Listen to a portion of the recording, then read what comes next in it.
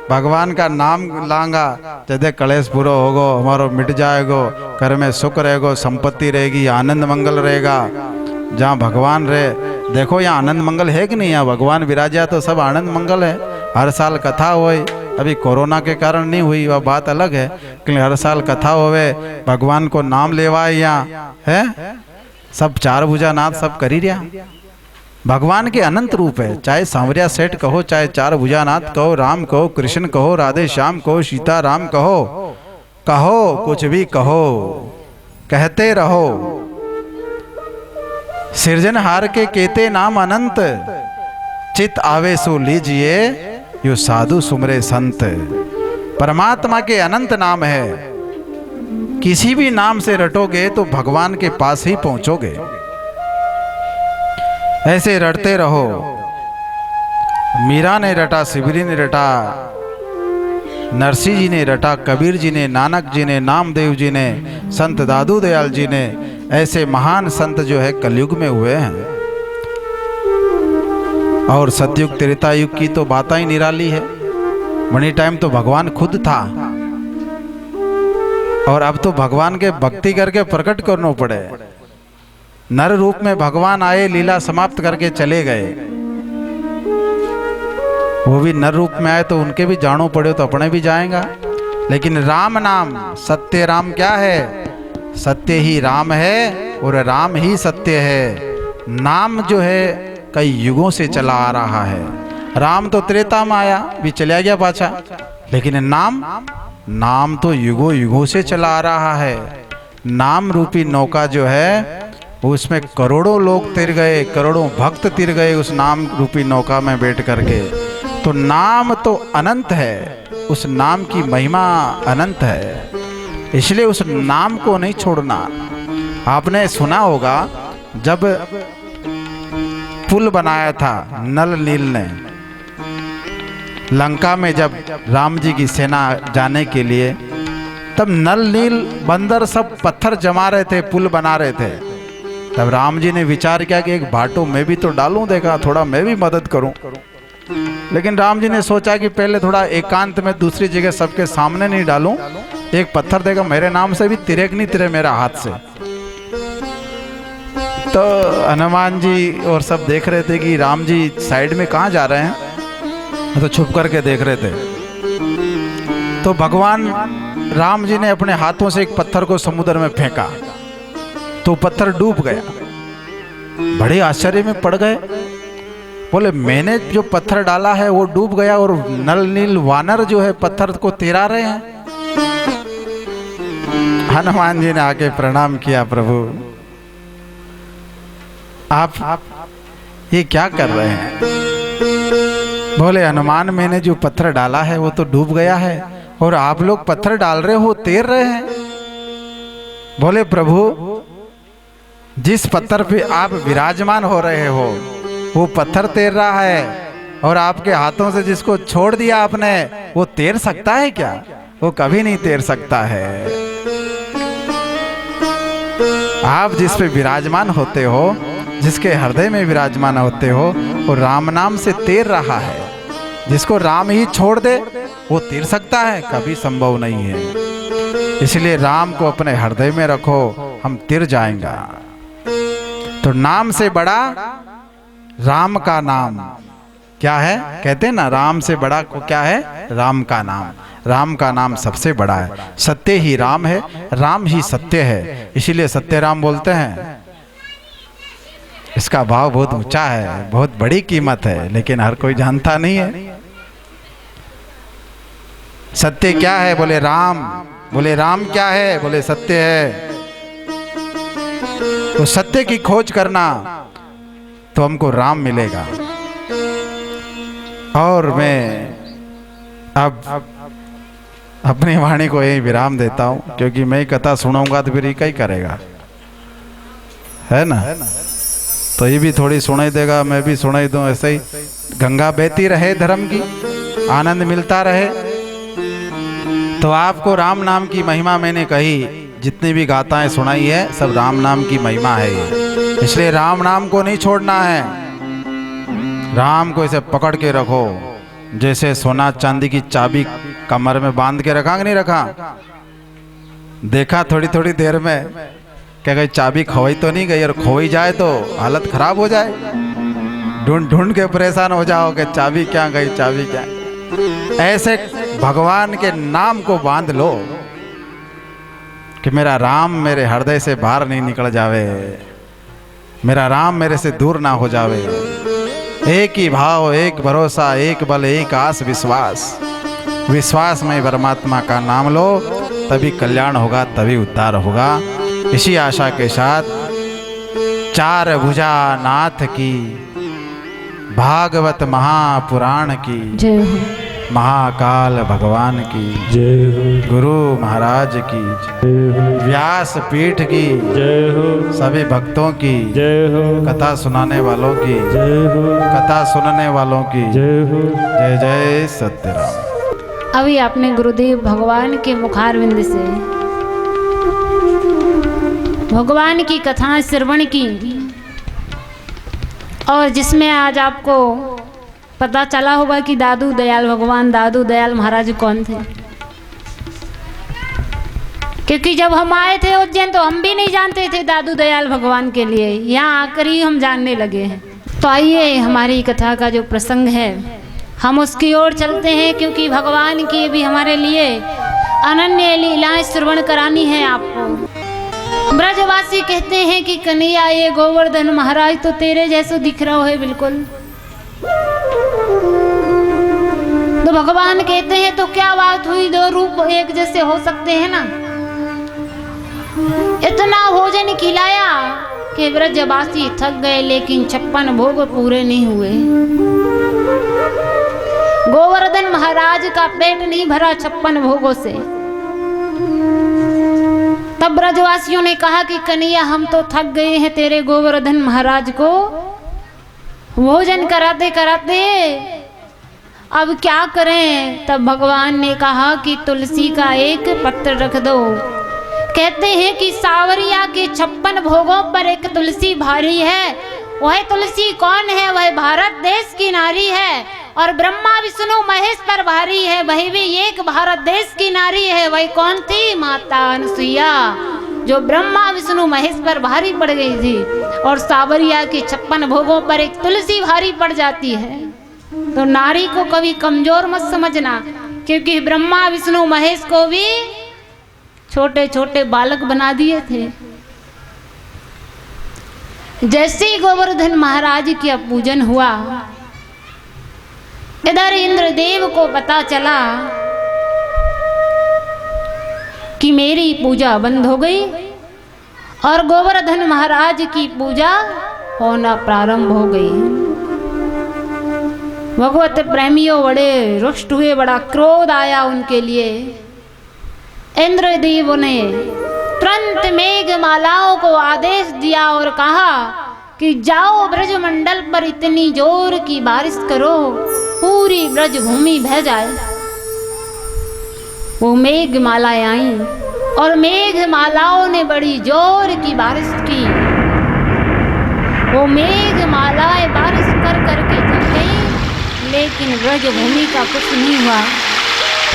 इधर सभी ब्रजवासी दौड़े दौड़े भगवान श्री कृष्ण के पास आए। कहा कन्हैया हमने तेरे से कहा था बचा कन्हैया बचा। भगवान श्री कृष्ण ने गोवर्धन महाराज को कन्नी उंगली पर उठा लिया। उस गोवर्धन महाराज पर्वत के नीचे सारे ब्रजवासी खड़े हो गए।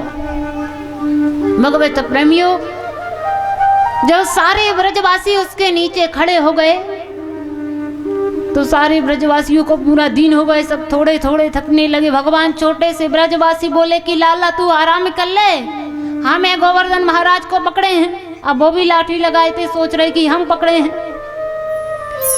भगवान ने कहा कि ये उंगली हटाई और गोवर्धन महाराज नीचे आ जाएंगे।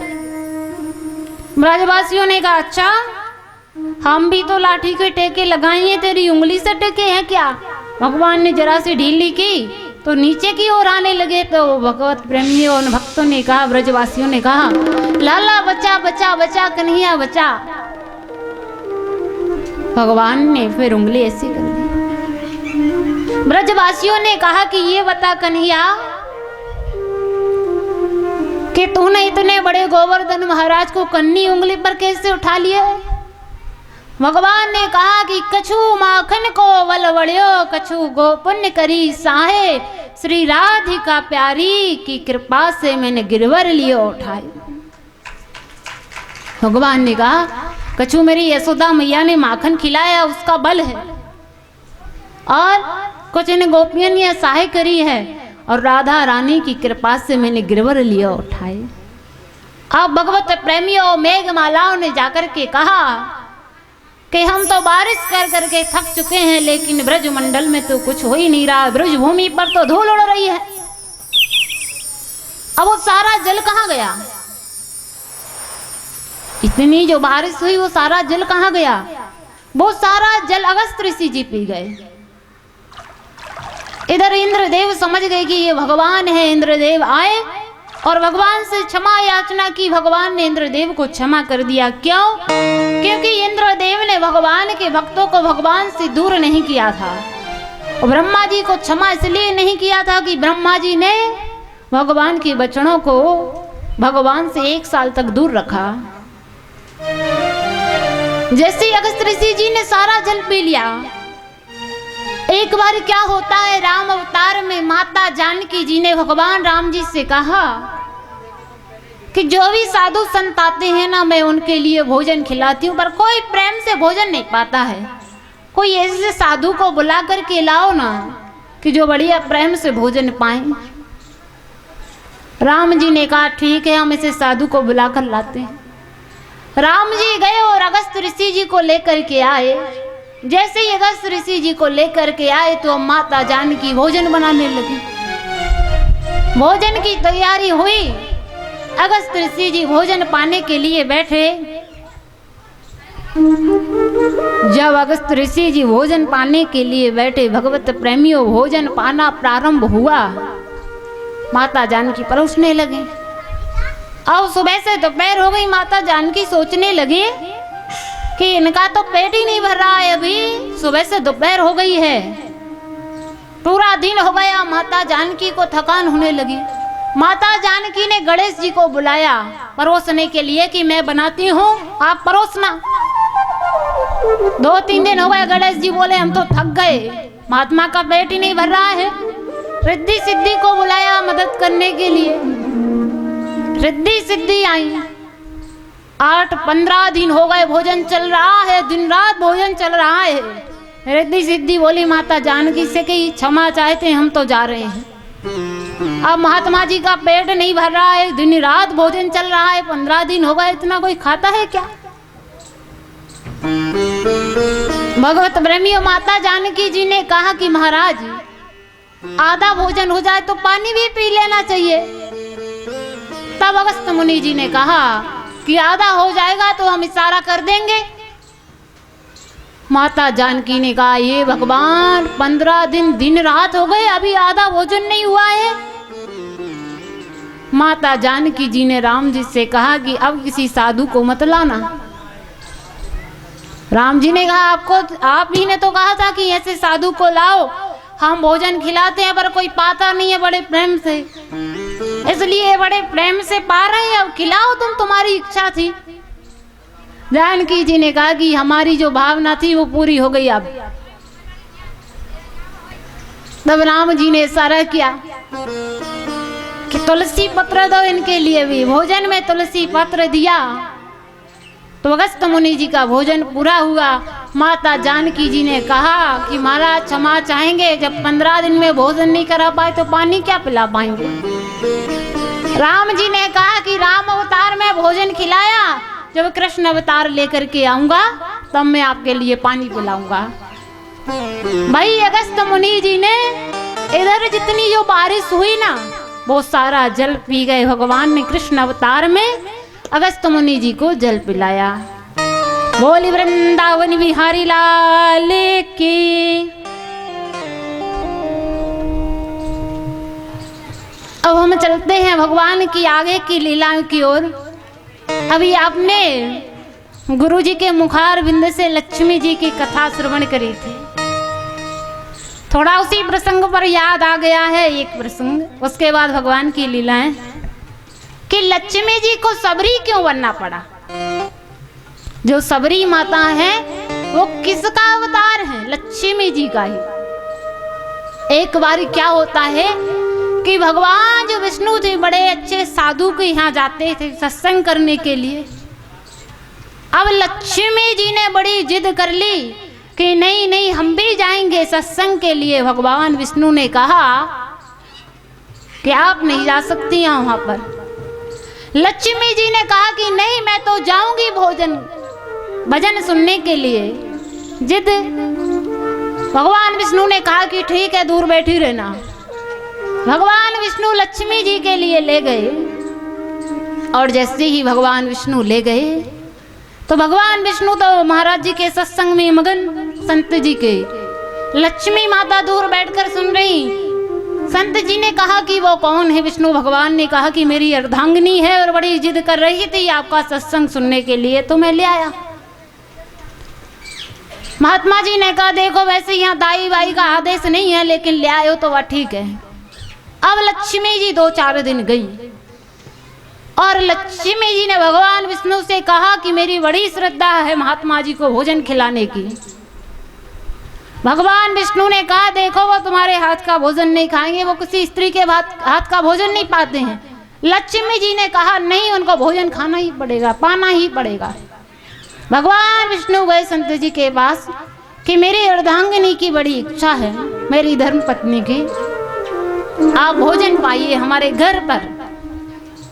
महात्मा जी ने कहा देखो हम कहीं नहीं जाते। भगवान विष्णु ने विशेष आग्रह किया तो महात्मा जी उनके घर पर गए।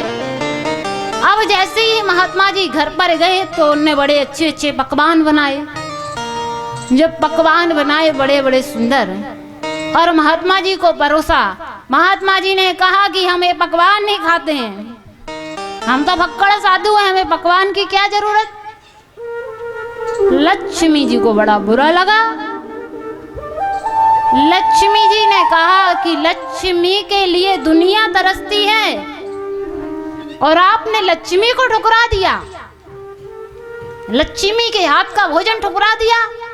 लक्ष्मी जी ने क्रोधित होकर साधु से कहा कि मैं आपके लिए श्राप देती हूं, आप हमेशा फक्कड़ के फक्कड़ रहेंगे, कभी आपको वस्त्र पहनने के लिए नहीं मिलेंगे, कभी आपको रोटी पर रोटी रखकर खाने के लिए नहीं मिलेगी। महात्मा जी ने कहा श्राप नहीं आशीर्वाद दे दिया, आशीर्वाद।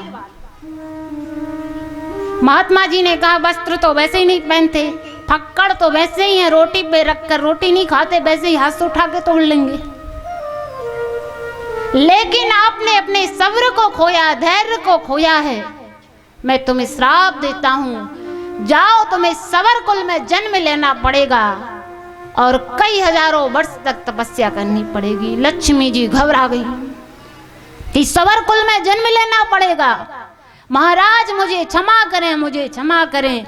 महात्मा जी ने कहा कि तुमने तुम्हारे सब्र को खोया, श्राप तो लग गया है, सवर कुल में जन्म लेना ही पड़ेगा अब आपको। लक्ष्मी जी ने पूछा कि मुझे भगवान की प्राप्ति कैसे होगी। तब वो महात्मा जी ने कहा कि कई हजारों वर्ष तक आपको तपस्या करनी पड़ेगी, इसके बाद भगवान आपकी कुटिया पर आएंगे। वही लक्ष्मी माता इधर सबरी बनी और कई हजारों वर्ष तपस्या करी। लोग कहते हैं कि 10,000 वर्ष तपस्या करी, 10,000 वर्ष की तो उनकी शेष आयु बची थी। कई हजारों वर्ष तपस्या करते करते बीत गए, 10,000 वर्ष की जब आयु बची तो भगवान राम उनकी कुटिया में पधारे। भोले बाकी बिहारी लाल की जय हो।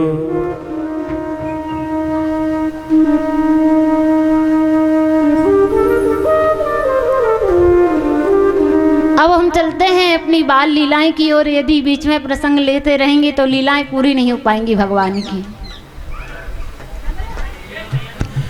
राम राम रटते रटते बीती रे उमरिया, रामा रामा रटते रटते बीती रे उमरिया।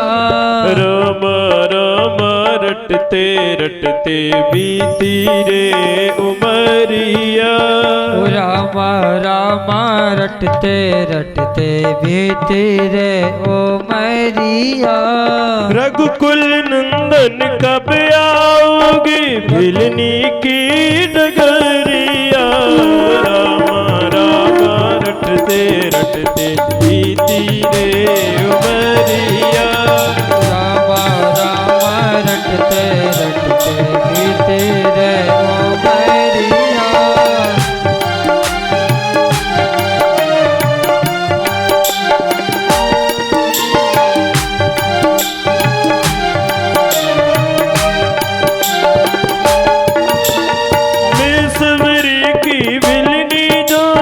भजन भाव नहीं जानू रे। मैं सबरी बिलनी की जाय भजन भाव नहीं जानू रे। चरण कमल से निर्मल कर दो। चरण कमल से निर्मल कर दो। दासी की झुपड़िया। रामा रामा रटते रटते बीती रे उमरिया। रामा रामा रटते रटते बीती रे उमरिया। रघुकुल नंदन कब आओगे। रघुकुल नंदन कब आओगे डगरिया। रामा रामा रटते रटते बीती रे उमरिया। रामा रामा रटते रटते बीती रे उमरिया।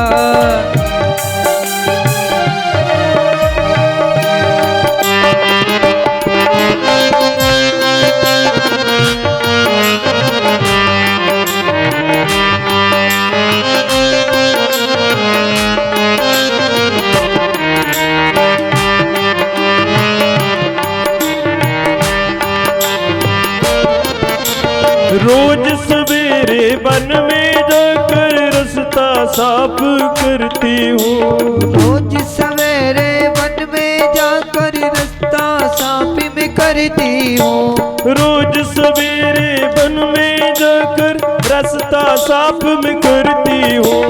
रोज सवेरे वन में जाकर रास्ता साफ में करती हूँ। अपने प्रभु के खातिर मन से चुन चुन फूल मिलाती हूँ। अपने प्रभु के खातिर मैं चुन चुन फूल मिलाती हूँ। मीठे मीठे बेरन की मीठे मीठे बेरन की भर लाई रे छबरिया।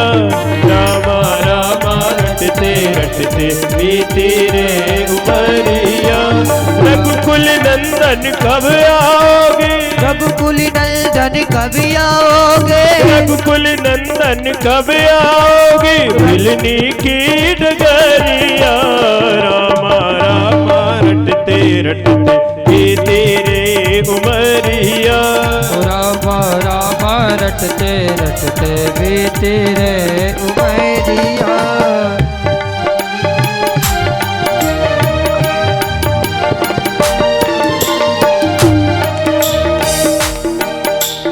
सुंदर श्याम सलोनी मूरत नैना शिव विच बसोंगी। सुंदर श्याम सलोनी सूरत नैना बीच बसाओगी। सुंदर श्याम सलोनी सूरत नैना बीच बसाओगी। सुंदर श्याम सलोनी सूरत नैना बीच बसाओगी। पद पंकज रज धर्म मस्तक में चरणों में शीस नवाऊंगी। पद पंकज रज धर्म मस्तक में चरणों में शीस नवाऊंगी। प्रभु जी की मुझको भूल गए हैं। प्रभु जी मुझको भूल गए हैं। लो दासी की खबरिया। रामा रामा रटते रटते बीती रे उमरिया। रघुकुल नंदन कब आओगे। रघुकुल नंदन कब आओगे। रघुकुल नंदन कब आओगे मिलनी की डगरिया। उमरिया रामा रामा रटते रटते बीती रे उमरिया रामा रामा रटते रटते बीती रे उमरिया रामा रामा रटते रटते बीती रे उमरिया रामा रामा रटते रटते बीती रे उमरिया रघुकुल नंदन कब आओगे रघुकुल नंदन कब आओगे रघुकुल नंदन कब आओगे मिलनी की डगरिया रामा रामा रटते रटते बीते रे उमरिया बीते रे उमरिया बीते रे उमरिया होली वृंदावन बिहारी लाल की एक बार क्या होता है कि भगवान कृष्ण बलराम और भगवान की सखा भगवान के साथ भ्रमण करने के लिए जाते हैं। और जैसे भ्रमण करने के लिए गए तो कुछ दूरी पर यज्ञ चल रहा था। यज्ञ चल रहा था तो भगवान के जो सखा थे उनको भोजन की खुशबू आई और भूख लगे आई। खुशबू आते ही ऐसा होता है ना कि कभी कभी कोई भोजन पा रहा उसको देख लो तो भूख लगी आती है, होता है ना। भगवान के सखाओं ने कहा कि कन्हैया बड़ी जोर की भूख लगी है। भगवान ने कहा कि ठीक है, इस गांव में यज्ञ चल रहा है, चले जाओ। अब जैसे ही वो गए भगवत प्रेमी भगवान के सखा ब्राह्मण लोग यज्ञ कर रहे थे। भगवान के सखाओं ने कहा कि हम कृष्ण बलराम के सखा हैं, हमें भूख लगी है बड़ी जोर की। ब्राह्मणों ने कहा कि यहाँ भोजन की कोई व्यवस्था नहीं है। उनका प्रणाम भी स्वीकार नहीं किया, उन्हें इतना अहंकार। भगवान के सखा भगवान के पास आए कि ब्राह्मण देवताओं ने तो बोल दिया कि यहाँ भोजन की कोई व्यवस्था नहीं है। अब आप सोचिए कि जहाँ पर यज्ञ चल रहा हो और वहां पर भोजन की व्यवस्था ना हो, ऐसा संभव ही नहीं है। भगवान ने कहा कि जाओ, तुम माताओं के पास जाना था, माताओं का हृदय कोमल होता है, वो आपको भोजन जरूर देती है। भगवान के सखा पुनः माताओं के पास गए और जाकर के माताओं से कहा कि हमें भूख लगी है, हम कृष्ण बलराम के सखा हैं। इतनी बात माताओं ने सुनी कि वो माताओं ने तुरंत भोजन बनाया गरम गरम और उनको खिलाया और भगवान के लिए थाली लगाकर चल दिए। अब जैसे ही वो माता गई, ब्राह्मण देवता जब बैठे अपने हवन पे तो बोल है नहीं सकते, घूंघट लगा लगा कर गई। क्यों ऐसा जाती तो जाने नहीं देते, अब यज्ञ में बोल तो है नहीं पाएंगे। वैसे ही पहचाना ब्राह्मण देवताओं ने कहा अब बोल नहीं सकते, तो माताओं भी इशारा ऐसे करके चली गई। भगवान के पास पहुंची और जाकर के भगवान को भोजन खिलाया। उन माताओं ने कहा कि अब हम घर नहीं जाएंगे। भगवान ने कहा कि क्यों? कहने लगी हम पति की बिना आज्ञा के आए हैं, हमारे पति हमें स्वीकार नहीं करेंगे। तब भगवान ने कहा कि जाओ, तुम्हारे पति तुम्हारा सम्मान करेंगे। जा पर कृपा राम की होई, ताप पर कृपा करे सब कोई। कि जाओ। जैसे ही वो माताएं लौट करके आई तो उनके पतियों ने उनका सम्मान किया, कहा कि आप बड़ी भाग्यशाली हैं, भगवान को गोदी में बिठाकर भोजन कराई, और हम बड़े दुर्भाग्यहीन हैं कि भगवान की सखाओं को भोजन पाने से मना कर दिया। भगवत प्रेमियों, ऐसे इधर भगवान ने एक बार क्या करते हैं कि बांसुरी बजाते हैं। अब जब भगवान बांसुरी बजाते हैं तो भगवान की बहुत सारी गोपियां रहती हैं। वो गोपियां क्या सुनती है कि भगवान मेरा नाम ले रहे हैं। ललिता कहती है भगवान बांसुरी में मेरा नाम ले रहे हैं। विशाखा कहती है भगवान मेरा नाम ले रहे हैं। ऐसा ऐसा अपने मन में विचार करती हैं। एक गोपी अपने बच्चे को दूध पिला रही थी, ऐसा छोड़कर भाग गई। एक गोपी वस्त्र पहन रही थी तो उल्टे वस्त्र पहनकर भाग गई। एक गोपी काजल लगा रही थी तो काजल को होठों में लगा लिया और लिपस्टिक को आंखों में लगाकर भाग गई। बांसुरी की आवाज सुनकर के जैसे ही वो गोपियां भागी, भगवान के पास पहुंची। और जब भगवान के पास पहुंची तो भगवान ने कहा कि आप इतनी रात्रि में क्यों आई हो? अब आप सोचिए कि कोई हमारे लिए बुलाए, हम उसके घर पर पहुंच जाएं और बाद में वही बोले कि आप क्यों आई हो, तो हमें कैसा लगेगा कि पहले तो बुलाया और अब पूछ रहे हैं कि क्यों आए हो। भगवत प्रेमियों, उन गोपियों ने विचार किया कि पहले बुला लिया और अब हमारा अपमान कर रहे हैं, पूछ रहे हैं कि क्यों आई हो। गोपियों ने कुछ नहीं कहा। जैसी जी भगवान ने कहा कि ठीक है, आई हो तो अच्छी बात है, आपका स्वागत करते हैं, आपका सम्मान करते हैं, आप आई हैं। लेकिन ये पतिव्रता नारी का धर्म नहीं है कि अपनी पति को छोड़कर आधी रात्रि में कहीं भी चल देना। भगवान ने कहा कि हम आपके लिए एक पतिव्रता स्त्री की कहानी सुनाते हैं। एक पतिव्रता स्त्री थी, वो उसका पति कहीं बाहर गया था। उनका पति जैसे ही बाहर से आया और सो रहा था और बच्चा खेलते खेलते अग्नि कुंड में पहुंच गया, लेकिन उस पत्नी ने अपने पति को नहीं जगाया। क्यों? क्योंकि मेरा पतिव्रता धर्म नष्ट हो जाएगा। वो बच्चा अग्नि कुंड में कूद गया, फिर भी नहीं जगाया। जब पति की नींद खुली तो कहा, अब स्वामी, अपना बच्चा अग्नि कुंड में कूद गया। जाकर के देखा तो वो बच्चा किलोल कर रहा था अग्नि कुंड में। इसे कहते हैं पत्नी व्रता धर्म।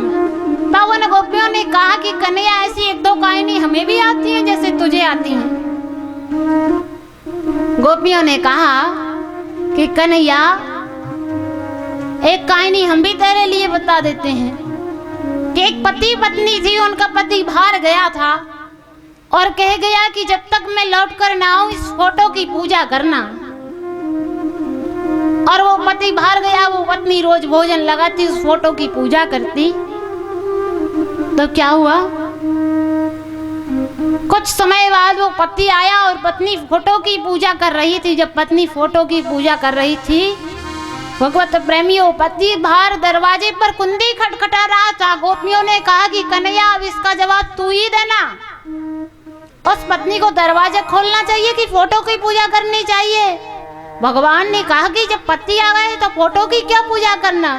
गोपियों ने कहा कि जब सच्चा पति मिल गया तो संसार रूपी फोटो की पूजा क्या करना। भगवत प्रेमियों, ऐसी चर्चा होती रही। भगवान ने उन गोपियों के साथ में क्या रास रचाया। गोकुल में देखो, वृंदावन में देखो रे, मुरली बाजे रे। श्याम संग राधा नाचे रे, संग राधा नाचे रे, श्याम संग राधा नाचे रे। गोकुल में देखो, वृंदावन में देखो रे, मुरली बाजे रे। श्याम संग राधा नाचे रे, श्याम संग राधा नाचे रे, श्याम संग राधा नाचे रे।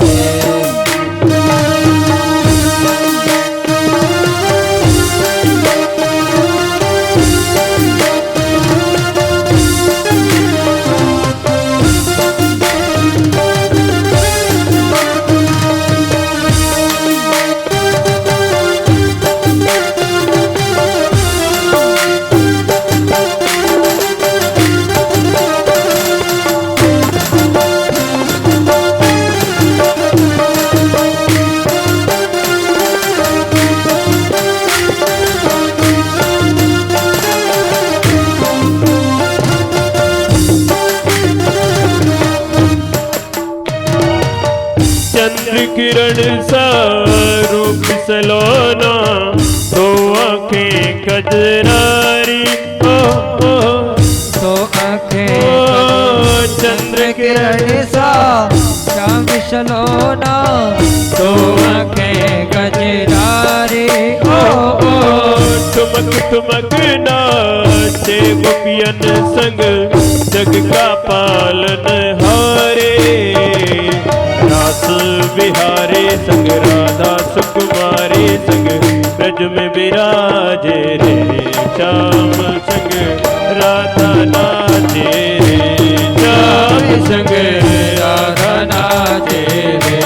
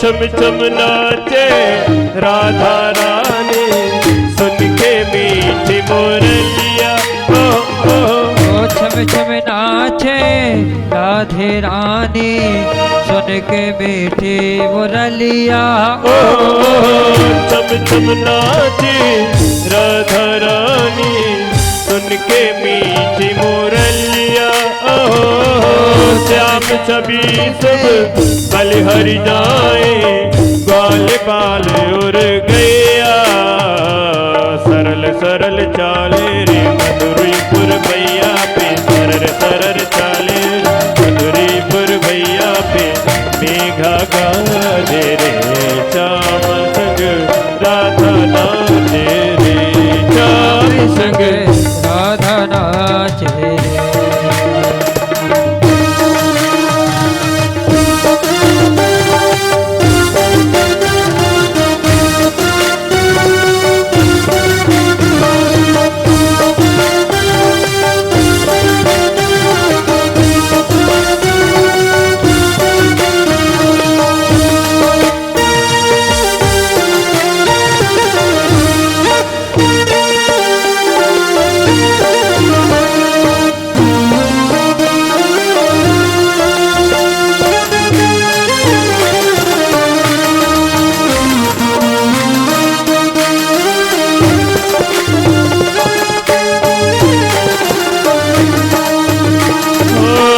यमुना तट पर बंसी बट पर कान्हा रास रचाए यमुना तट पर बंसी वट पर कान्हा रास रचाए यमुना तट पर बंसी बट पर कान्हा रास रचाए यमुना तट पर बंसी वट पर कान्हा रास रचाए गोपी बनकर शंकर आए गोपेश्वर कहलाए गोपी बनकर शंकर आए गोपेश्वर कहलाए डम डम डम रोबाजी कान्हा की मुरली पे डम डम डम रोबाजी कान्हा की मुरली पे सब जग नाचे रे श्याम संग राधा नाचे रे श्याम संग राधा नाचे रे रास रचो है यमुना किनारे महारास रचो है रास रचो है रास रचो है किनारे कना रास रचो है रास रचो है यमुना किनारे महारास रचो है रास रचो है रास रचो है किनारे महारास रचो है राधा नाचे कृष्ण नाचे नाच गोपीजन। ओ राधा नाचे कृष्ण नाचे नाचे गोपीजन। राधा नाचे कृष्ण नाचे नाच गोपीजन। ओ राधा नाचे कृष्ण नाचे नाचे गोपीजन। मन मेरो बन गयो सखी रे पावन वृंदावन। मन मेरो बन गयो सखी रे पावन वृंदावन। ओ रास रचो है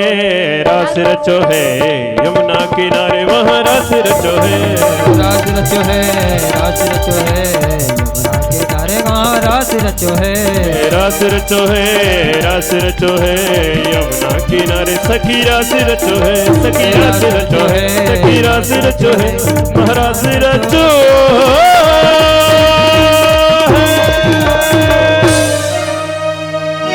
बोले रास बिहारी भगवान की जय हो। अब जैसे ही भगवान सभी गोपियों के साथ रास रचाते हैं तो उन गोपियों को अभिमान हो जाता है कि कन्हैया हमारा है, कन्हैया हमारा है, कन्हैया हमारा है। भगवान इस बात को समझ जाते हैं तो भगवान अपनी राधा जी को लेकर के अंतर ध्यान हो जाते हैं। वहां से भगवान राधा जी को लेकर के अंतर ध्यान हुए और भगवान आगे की ओर जाते हैं। भगवत प्रेमियों, थोड़ी दूर भगवान पहुंचते हैं तो राधा जी को भी अभिमान हो जाता है। राधा जी क्या कहती हैं भगवान से कि कन्हैया मैं थक गई हूँ, चलते चलते मुझे कंधे पर बिठा लेना। जैसे इतनी बात भगवान सुनते हैं तो भगवान राधा जी को छोड़कर भी चले जाते हैं। भगवान राधा जी को भी छोड़कर चले जाते हैं। भगवत प्रेमियों, वो सारी गोपियां भगवान को ढूंढती हुई फिरती हैं, एक दूसरे से पूछती हैं, रोती हैं कि किसी ने कन्हैया को देखा है, किसी ने हमारे कन्हैया को देखा है, हमारे कन्हैया को देखा है। वो गोपियां रोती हैं, अपने आप में कहती हैं कि अब हम अभिमान नहीं करेंगे। सारे ब्रजवासियों से पूछती हैं, गोकुल की गलियों में घूमती हैं, कहती हैं कि किसी ने कन्हैया को देखा है, किसी ने कन्हैया को देखा है। घूमती घूमती राधा रानी के पास पहुंचती हैं। राधा रानी से पूछती हैं कि कन्हैया तुझे भी छोड़कर अंतर ध्यान हो गया। वो राधा कहती है जो अभिमान रूपी अंकुर आपके अंदर प्रकट हुआ वही मेरे अंदर प्रकट हो गया, तो कन्हैया मुझे भी छोड़कर अंतर ध्यान हो गया। वो राधा भी रोती है, सभी गोपियां रोती हैं। भगवत प्रेमियों पुकार करती हैं कि कन्हैया आजा, कन्हैया आजा। भगवान उन गोपियों की पुकार सुनते हैं। भगवान श्री कृष्ण वापस आ जाते हैं। जब भगवान श्री कृष्ण वापस आते हैं और ये रास कितने दिन तक चला? ये रास 6 महीने तक चला। जब ये रास 6 महीने तक चला तो इस रास को भगवान भोलेनाथ ने देखा। भगवान भोलेनाथ ने माता पार्वती जी से कहा कि इस रास में हमारे लिए भी ले चलो। माता पार्वती जी ने कहा कि स्वामी उस रास में कोई पुरुष नहीं जाता है, उस रास में तो स्त्रियां ही आती हैं। भगवान भोलेनाथ ने कहा कि देखो प्यारी, हमें भी स्त्री, हमें भी गोपी बना कर ले चलो, घूंघट लगा लेंगे हम भी, एक जूड़ा बना दो। तो माता पार्वती जी भगवान भोलेनाथ का श्रृंगार करने लगी। माता पार्वती जी ने भगवान भोलेनाथ का जूड़ा बनाया और भगवान भोलेनाथ को घूंघट लगा दिया और भगवान भोलेनाथ को समझाया कि आराम से धीरे धीरे चलना, पकड़े मत हो जाना। भगवान भोलेनाथ और माता पार्वती भी आते हैं इस महाराष्ट्र में। बोले बाकी बिहारी लाल की। एक दिन वो भोले भंडारी, एक दिन वो भोले भंडारी, बन की ब्रज की नारी बिरज में आ गए हैं, बिरज में आ गए हैं। हो पार्वती भी मना के हारी, पार्वती भी मना के हारी, न माने त्रिपुरारी बिरज में आ गए हैं, वृंदावन आ गए हैं।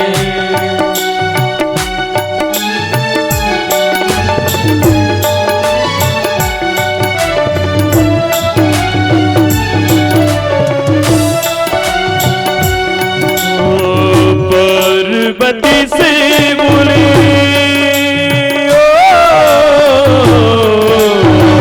पार्वती से बोले, चलूंगा तेरे संग में, तेरे संग में। पार्वती से बोले मैं भी चलूंगा तेरे संग में, तेरे संग में। हो राधा संग श्याम नाची, मैं भी नचूंगा तेरे संग में, तेरे संग में। रास रचेगा ब्रज में भारी, रास रचेगा ब्रज में भारी, हमें दिखाओ प्यार ब्रज में आ गए, ब्रज में आ गए। हो एक दिन को भोले भंडारी बन के सुंदर नारी वृंदावन आ गए, वृंदावन आ गए।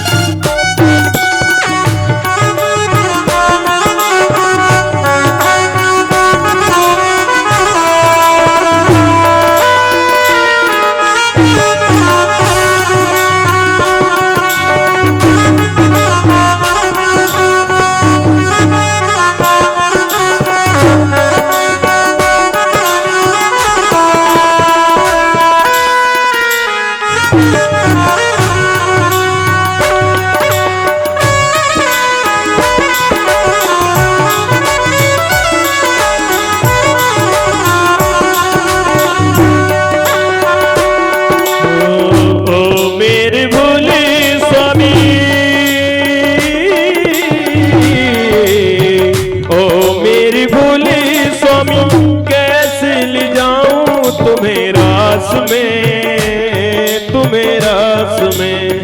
ओ मेरे भोले स्वामी कैसे ले जाऊं तुम्हें साथ में, तुम्हें साथ में। हो मोहन के सिवा कोई पुरुष न होगा महारास में, महारास में। हंसी करेगी ब्रज की नारी, हंसी करेगी ब्रज की नारी, मानो बात हमारे ब्रज में आ गए, वृंदावन आ गए। हो एक दिन वो भोले भंडारी बन के ब्रज की नारी बगल में आ गए, बगल में आ गए। हरि बोल।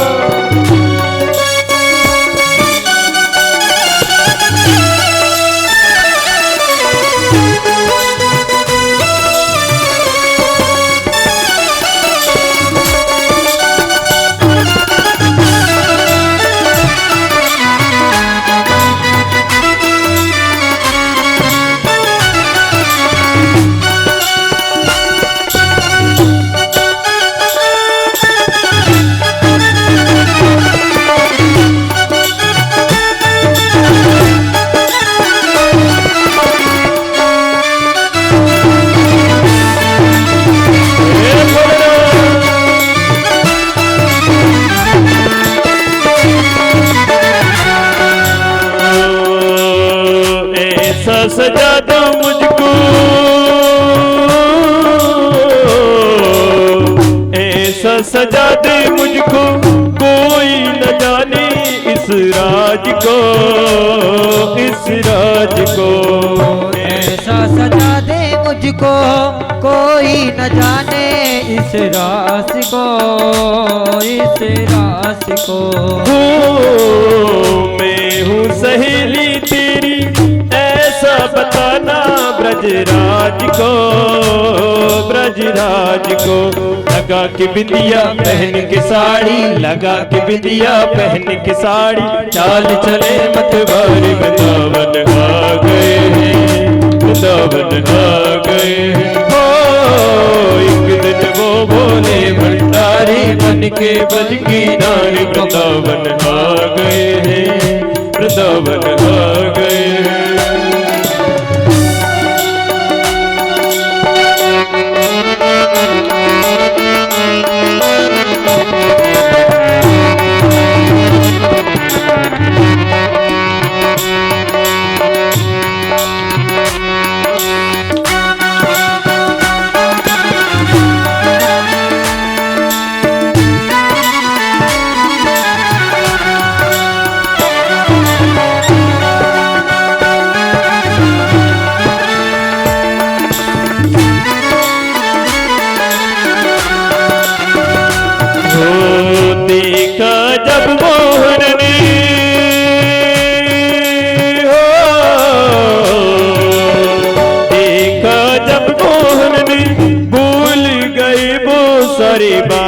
को सारी सारे बात को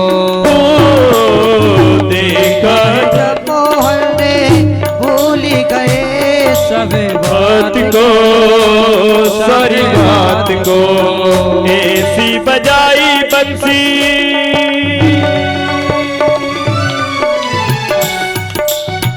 ऐसी बजाई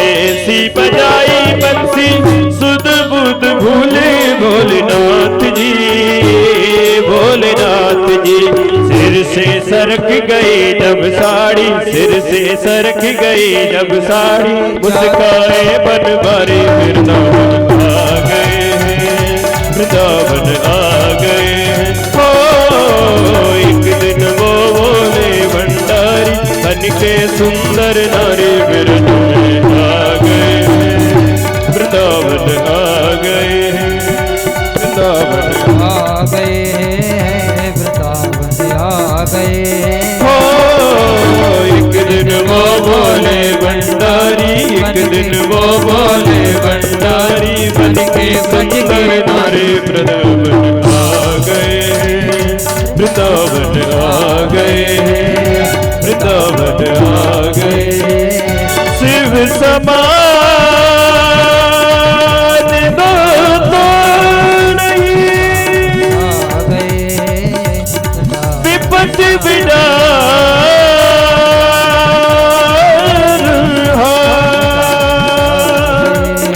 जो मेरी राखियो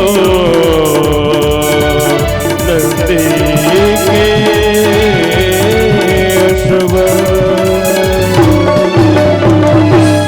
बोलो भोलेनाथ की जय हो बोले रास बिहारी भगवान की जय हो